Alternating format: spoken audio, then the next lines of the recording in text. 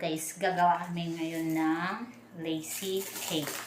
Yung trending ngayon sa TikTok. So, ipapakita ko sa inyo kung paano gagawin ng lazy cake. Ayan siya guys. Lazy cut cake pala. Ito guys, na-ready na namin yung cake. Ready na yung cake. And then, ito yung mga ingredients natin mamaya. May mix natin mamaya yan guys. So, ayan. Let's go.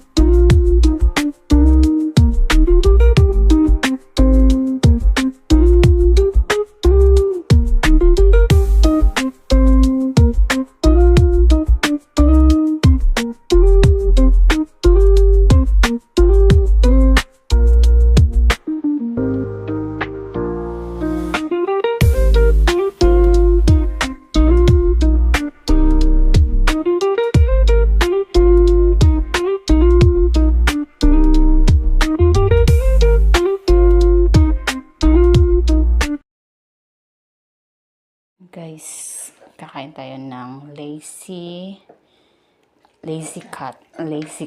Ayan. So, try natin. Ayan.